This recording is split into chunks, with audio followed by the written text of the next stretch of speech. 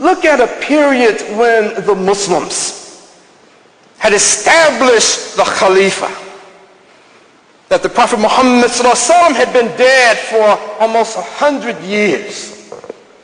Now the Islam was beginning to spread throughout the world. Look at a time when the Muslims were entering into a country where there were no other Muslims, that there was established religions. One of these religions persecuting the other Aqabi-Tabi religion. Look at a time when the ummah of the Prophet Muhammad ﷺ was an ummah that was a reflection of every color and nationality, just like we have in this room tonight. Look at a time when those Muslims came together not just as Arabs, not just as people from the subcontinent, not just as Europeans, not just from North Africa or West Africa. Look at a time when Tariq ibn Ziyad, in 711 of the Common Era, went into the southern part of Spain and established a Khalifa, helped to bring about the establishment of Islam in Europe. Look at this time. Look at what was going on with the Ummah. Look at how those from the Arabian Peninsula, now that Islam has spread into North Africa, into West Africa, that the Muslims are getting strong all over the earth. Look at this time when Allah subhanahu wa ta'ala helped to bring these Muslims together to bring Islam into Europe. And for almost the next 1,000 years, to be more exact, 800 years, the Muslims were the light of the world. The Muslims ruled much of Al-Andalus, this Iberian Peninsula, this country of Spain, for almost 1,000 years. And we can talk about all the beauty, all of the science, all of the astronomy, all of the books. Look at all of what we produced when we came together in a true brotherhood based on necessity. Based on the necessity of the moment.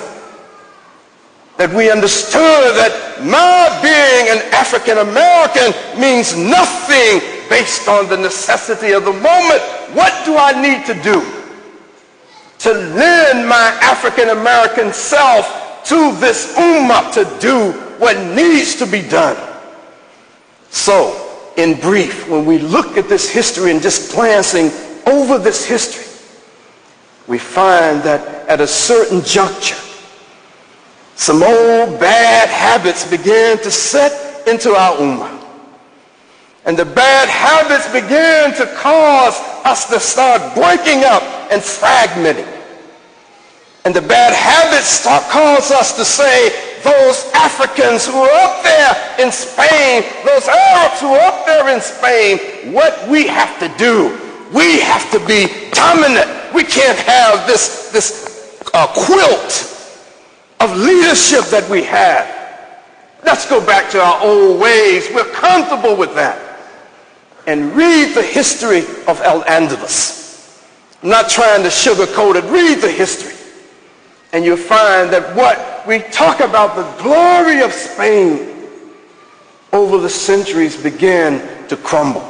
I had the opportunity in 2004 to visit two of the cities that were part of the crown jewel of the Muslims from the time of 711, when Tariq ibn Ziyad crossed the Strait of Gibraltar, turned around to his men and ordered them to burn the ships, and then said, the sea is at our back, the enemies of Allah are in front of us. Now what are you going to do?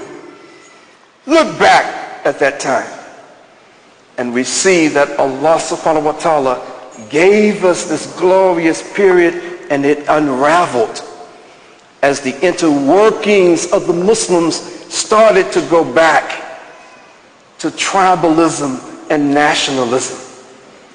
And this beautiful ummah fragmented to the point that when I was in Spain in 2004, praying in the mosque, what I still call and you call the mosque at Cordoba, but really it's a cathedral, because when the Muslims were expelled out of Spain, these beautiful structures were taken over, and this beautiful mosquito, this beautiful structure in Cordoba was now turned into a cathedral, but just a small portion was now an area that had the same mihrab and some of the columns and things there, and you knew that this was a part of the original mosque.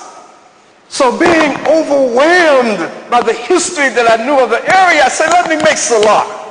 Let me just offer 2 salah. And as I make sujood, someone comes and grabs me in the back of my neck and pulls me up off the ground. And coming from the background I come from and the little bit of Islam, I started to hit the dude. What's wrong with you? And he spoke to me in perfect English, telling me no. No salah, no dua. This is a cathedral. If I see you making dua, if you get on your knees again, you will be put out of here and you won't be allowed to come back. That's how far we have sunk, and I submit. There are many reasons, but I submit that part of it was because of how our brothers and sisters dealt with the issue of who they were and what was important. The necessity of the moment, or my nationality, my ethnicity. Brothers and sisters, I only have a few moments left. So let me just take a quick survey. I love to do surveys, Imam Khalil. I love to do them. I really love to do it. Let me do a quick survey. How many of you in this room, just quick show of hands, how many of you in this room plan to make this country, and Allahu Alam, Allah knows best, we don't know where we're going to be tomorrow. But right now, sitting here tonight, how many of you plan on making this country your home? Let me just see your hands. The overwhelming majority in the room. Let me tell you a quick story and I'll come to an end. It was 2 more points. Quick story. A very dear brother of mine from India by the name of Aftab. You may know Aftab. He's a sociologist, beautiful brother, beautiful speaker. He told a story one time. I heard him speak. We were up in Canada, I think. And he told a story.